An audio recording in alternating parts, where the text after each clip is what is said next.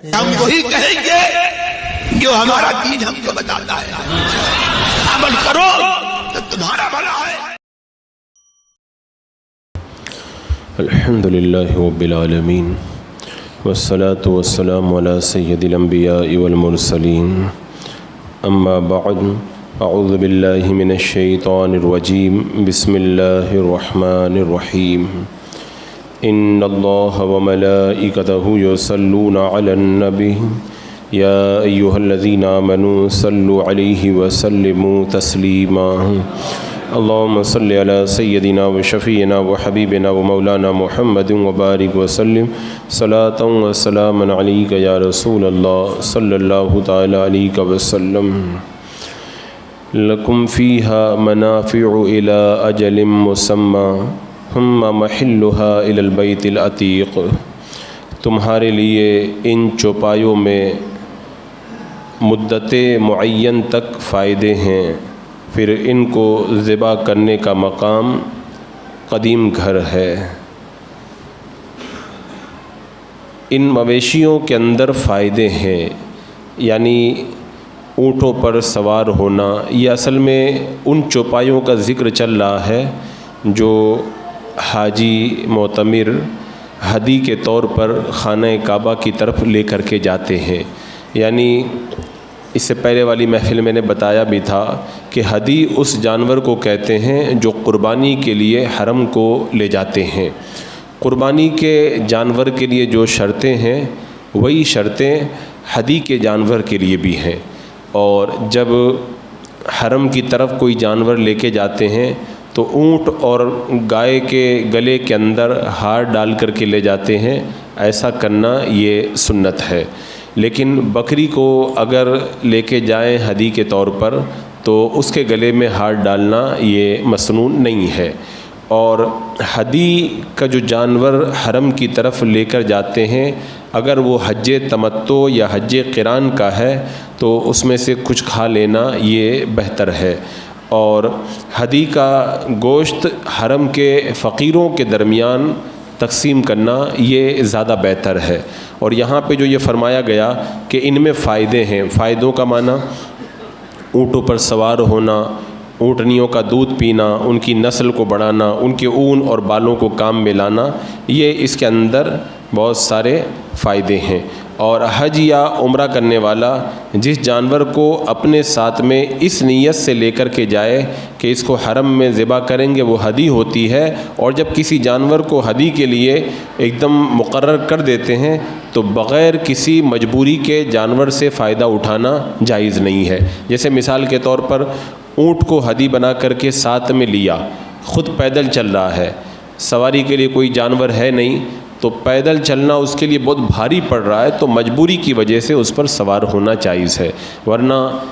بلا کسی ضرورت کے اس پر سوار ہونا جائز نہیں ہے۔ اس کے بعد میں جو یہ فرمایا کہ اس کو ذبح کرنا ہے بیت عتیق میں، یعنی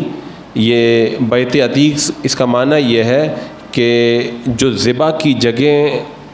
قربانی کے لیے بنائی گئی ہیں، یعنی ہدی کے جانور کو ذبح کرنے کا مقام بیت عتیق کے پاس میں ہے، اس سے مراد پورا حرم ہے۔ حرم میں کہیں پر بھی قربانی کر سکتے ہیں، کیونکہ بیت عتیق یعنی حرم شریف ہی کے حکم میں پورا حرم آتا ہے۔ اور یہ بیت عتیق کی عظمتیں بڑی بلند ہیں، اللہ تبارک و تعالیٰ نے اس کو بڑی بلندیاں عطا فرمائی ہیں۔ حضرت ابراہیم علیہ السلام سے روایت ہے کہ آپ کو راستے میں ایک پتھر ملا، اس پتھر پر 4 سطریں لکھی ہوئی تھی۔ پہلی سطر میں یہ لکھا ہوا تھا انی انا اللہ لا الہ الا انا الا فاعبدنی، یعنی میں ہی خدا ہوں، میرے سوا کوئی خدا نہیں ہے، میری عبادت کرو۔ پھر دوسری سطر میں لکھا تھا انی انا اللہ لا الہ الا انا، میرے سوا فرمایا کہ میں ہی اللہ ہوں، میرے سوا کوئی معبود نہیں ہے، محمد رسولی، اور محمد میرے رسول ہیں، طوبی لمن آمن بی واتبعا، جو ان پر ایمان لائے اور ان کی فرما برداری کرے وہ لائق مبارکباد ہے۔ پھر تیسری سطر میں لکھا ہوا تھا انی انا اللہ لا الہ الا انا من اعتصم بھی نجا، میں خدا ہوں، میرے سوا کوئی معبود نہیں، جو میری رسی کو مضبوطی سے پکڑ لے گا وہ کامیاب ہو جائے گا۔ پھر آخری سطر میں کیا لکھا تھا کہ انی انا اللہ لا الہ الا انا الحرم لی والکعبۃ بیتی من دخل بیتی آمن من عذابی، میں خدا ہوں، میرے سوا کوئی معبود نہیں، حرم میرا ہے، کعبہ میرا گھر ہے، جو میرے گھر میں داخل ہو گیا وہ عذاب سے محفوظ ہو گیا۔ تو یہ بیت عتیق جہاں پہ اللہ تبارک و تعالیٰ نے ان قربانیوں کو لے جانے کا حکم دیا، اس کی اتنی عظمتیں ہیں کہ اگر کوئی بندہ حرم میں داخل ہو جائے تو رب ارشاد فرماتا ہے جو میرے گھر میں داخل ہو گیا میرے عذاب سے محفوظ ہو گیا۔ اللہ نے اس کو اتنی بلندی عطا فرمائی، اور حدیث پاک میں ہے اللہ کے رسول علیہ السلام نے ارشاد فرمایا اللہ تبارک و تعالیٰ ایک حج سے 3 لوگوں کو جنت عطا فرمائے گا، جسے حج کی وصیت کی گئی اور اس نے وصیت کو پورا کیا، اللہ اس کو بھی جنت دے گا۔ اس وصیت کو پورا کرنے والا وہ بھی جنت پائے گا، اور پھر جو وصیت کو پورا کرنے کے لیے حج کرنے جائے گا اللہ تعالیٰ اس کو بھی جنت عطا فرمائے گا۔ تو یہ بیت عتیق کی عظمتیں ہیں۔ اس کے بعد میں آگے ارشاد فرمایا وَلِكُلِّ أُمَّةٍ جَعَلْنَا مَنْسَكًا لِيَذْكُرُوا اسْمَ اللَّهِ عَلَى مَا رَزَقَهُم مِّن بَهِيمَةِ الْأَنْعَامِ فَإِلَٰهُكُمْ إِلَٰهٌ وَاحِدٌ فَلَهُ أَسْلِمُوا وَبَشِّرِ الْمُخْبِتِينَ، اور ہم نے ہر امت کے لیے ایک قربانی مقرر فرمائی تاکہ وہ اللہ کا نام لیں اور اس کے عطا کردہ بے زبان جانوروں پر سو تمہارا معبود ایک معبود ہے، اسی کے حضور گردن جھکا دو، اور اے محبوب خوشخبری سنا دو گردن جھکانے والوں کو۔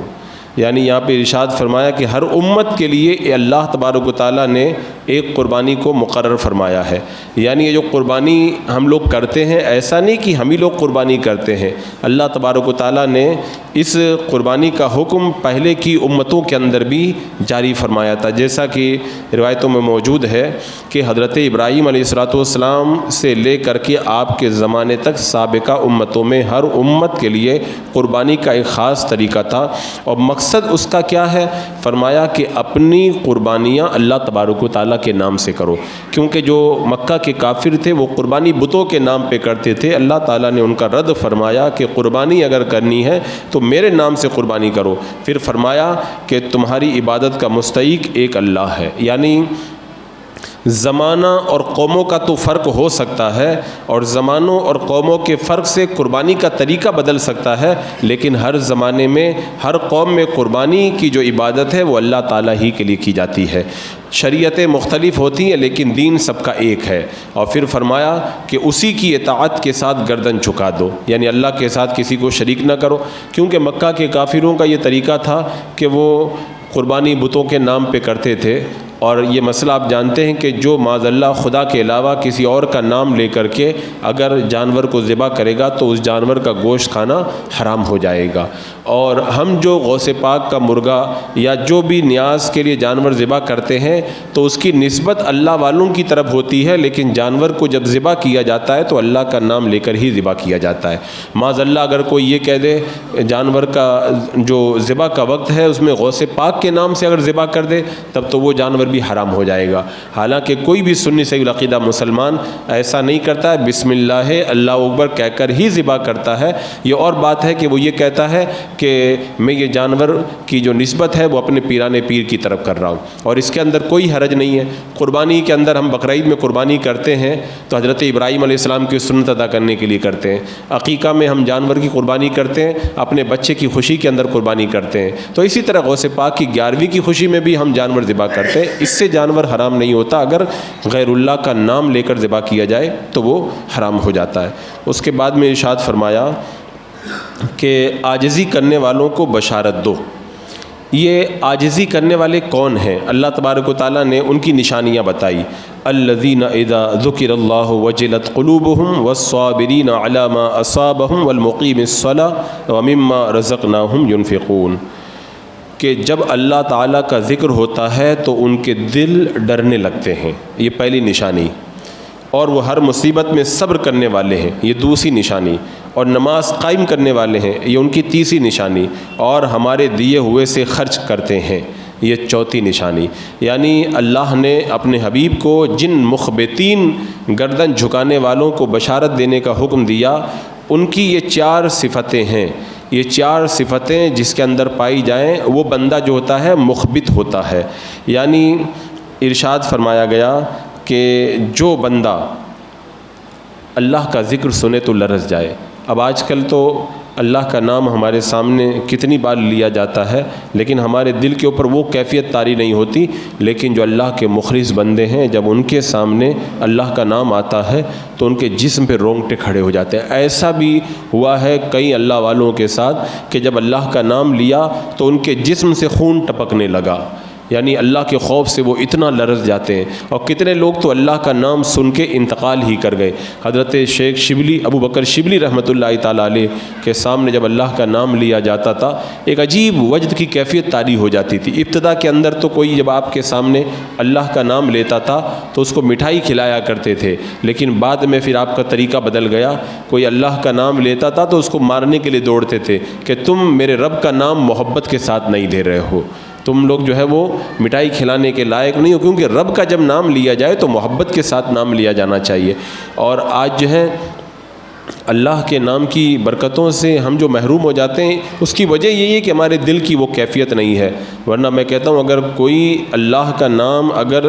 سچے دل سے لے لے اور اگر مردے پہ اگر اس کو دم کر دینا تو مردے کے اندر بھی حرارت پیدا ہو جاتی ہے، اور مریض پہ دم کر دے تو اللہ تعالیٰ اس کو شفا عطا فرما دیتا ہے۔ لیکن چونکہ ہماری وہ کیفیت نہیں ہوا کرتی، ہمارے دل کی وہ حالت نہیں ہوتی، اس لیے وہ اثر ہماری نگاہوں کے سامنے نہیں آتا ہے۔ تو اللہ تبارک و تعالیٰ نے مخبتین کی پہچان یہ بتائی کہ اے محبوب ان کو بشارت دو جو گردن جھکانے والے۔ ان کی پہلی پہچان یہ ہے کہ جب ان کے سامنے اللہ کا نام لیا جاتا ہے تو پھر اللہ کے خوف سے وہ لوگ لرزنے لگتے ہیں۔ اس کی بڑی تاریخ آپ پڑھ کے دیکھیں، کتنے لوگ ہیں کہ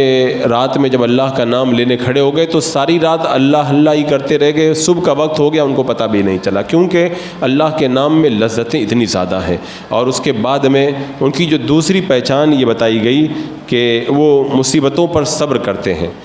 یعنی اللہ تعالیٰ کے عذاب کے خوف سے لرزتے ہیں، اور ساتھ میں ان پر خوف جو طاری ہوتا ہے۔ پہلی بات تو یہ ہے کہ خوف کا 2 اثر ہے۔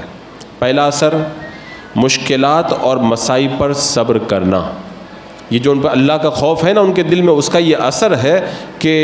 وہ مشکلات پر صبر کرتے ہیں، یعنی یہ بیماریاں یہ تکلیفیں جو بھی آ رہی ہیں وہ اللہ تبارک و تعالیٰ کی طرف سے ہے، اور خدا کی طرف سے جو بھی ملے سب پیارا ہے۔ اگر اللہ جو ہے وہ مٹھائی کھلائے تو بھی پیاری ہے، اور اللہ اگر بیماری دے تو اس سے بھی مجھ کو پیار ہے۔ تو یہ اللہ والوں کا حال ہوتا ہے۔ اور اس کا دوسرا اثر یہ ہوا کرتا ہے کہ انسان اپنی جان اور اپنے مال سے اللہ کی تعظیم میں لگا رہتا ہے۔ جان سے اللہ کی تعظیم کا مطلب نماز پڑھے، اپنے بدن کے ذریعے عبادت کرے، اور مال سے اس کی تعظیم کا مطلب اللہ نے جو عطا فرمایا ہے اس میں سے وہ اللہ کی راہ کے اندر زیادہ سے زیادہ خرچ کرنے کی کوشش کرے۔ حدیث پاک میں ہے، اللہ کے رسول علیہ السلام نے ارشاد فرمایا، میری امت کے ابدال نماز روزہ وغیرہ کی وجہ سے جنت میں نہیں جائیں گے، بلکہ ان کا جنت میں جانا ان کے نفس کی سخاوت اور مسلمانوں کے ساتھ خیر خواہی کی وجہ سے ہوگا۔ یعنی وہ نماز روزہ تو کریں گے ہی، لیکن اللہ ان کو جو بلند مقامات جو جنت میں عطا فرمائے گا اس کی وجہ یہ ہے ان کا دل بڑا سخی ہوگا، اور ہر مسلمان کے ساتھ بھلائی کا برتاؤ کریں گے۔ آپ ہمارے بزرگوں کی تاریخ پڑھیں، نفس کے کتنے سخی تھے وہ لوگ۔ خود غوث پاک رضی اللہ تعالیٰ عنہ نے فرمایا، ایسا لگتا ہے میرے ہاتھ میں سوراخ ہے۔ ہزاروں اشرفیاں آتی ہیں، سونے کے سکے نہ جانے کتنے روزانہ نذرانے میں آتے تھے، لیکن شام ہوتی تو ایک بھی سکہ نہیں بچتا تھا۔ حضرت خواجہ غریب نواز رضی اللہ تعالیٰ عنہ کتنی دولتیں اور نذرانوں کے جو ہے وہ معاملات چلتے تھے، لیکن اپنے پاس میں ایک پیسہ نہ بچاتے تھے، سب اللہ کی راہ میں خرچ کر دیتے تھے۔ اور باقی حضرت سیدنا ابو بکر صدیق کے بارے میں آپ نے دیکھا، پورا گھر اٹھا کے لے آئے تھے میرے آقا علیہ السلام کی بارگاہ۔ حضرت عمر فاروق اپنا آدھا گھر اٹھا کے میرے آقا علیہ السلام کی بارگاہ میں لے آئے۔ تو اللہ کے رسول علیہ السلام نے فرمایا، یہ لوگ نماز روزہ کی وجہ سے جنت میں نہیں جائیں گے، یہ امت کے ساتھ بھلائی اور سخاوت کی وجہ سے اللہ ان کو جنت عطا فرمائے گا۔ بڑے سخی آج کل اگر ہم سے کہا جائے نا، جیسے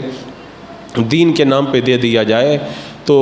یا تو دیں گے تو تھوڑا سا نکال کے دیں گے، اور دیں گے تو بہت سارے لوگ 2 باتیں سنا کر کے دیں گے، لیکن وہ اللہ کے جو نیک بندے ہیں وہ دیتے تھے، اور بولتے نا کہ دائیں ہاتھ سے دے تو بائیں والے کو خبر نہ ہو، اس طرح جو ہے وہ لوٹا دیا کر۔ کتنے ایسے بزرگ ہیں، رات ہو جاتی تھی، لوگ سو جاتے تھے، غریبوں کے گھروں میں پچھواڑے سے جا کر کے پیسوں کی تھیلی پھینک کر کے گھر پہ آ کے سو جاتے تھے۔ زندگی بھر وہ غریبوں کا خرچہ اٹھاتے رہے، یہ دے کر کے آتے تھے، لیکن لینے والے کو یہ پتہ نہیں تھا کہ روزانہ یہ خرچہ مجھے کون دیتا ہے، اس قدر چھپا کر کے اللہ کی راہ کے اندر وہ خرچ کیا کرتے تھے۔ بعض بزرگوں نے یہ فرمایا ہے کہ جب اللہ تبارک و تعالیٰ نے اپنی قدرت کی نشانیوں کو ظاہر فرما کر اپنی مخلوق کو وہ نشانیاں دکھائی تو ہر ایک نے اپنی مرضی کی چیز کو پسند کر لیا، لیکن اللہ کے کچھ ایسے بھی بندے تھے جنہوں نے کہا کہ ہمیں تو ان میں سے کوئی چیز پسند نہیں ہے۔ اللہ تعالیٰ نے انہیں عبادت، اطاعت اور اللہ والوں کے مقامات دکھائے تو انہوں نے کہا یا اللہ ہمیں تو تیری عبادت پسند ہے، یعنی اللہ نے جو اپنی زمین کی جو نعمتیں ہیں وہ عطا کی تو اس کی طرف انہوں نے نظر نہ اٹھائی، لیکن جب اللہ کی عبادتوں کا معاملہ ان کی نگاہوں کے سامنے آیا تو کہا یا اللہ ہمیں یہ عبادت کرنا زیادہ پسند ہے۔ تو اللہ تعالیٰ نے ارشاد فرمایا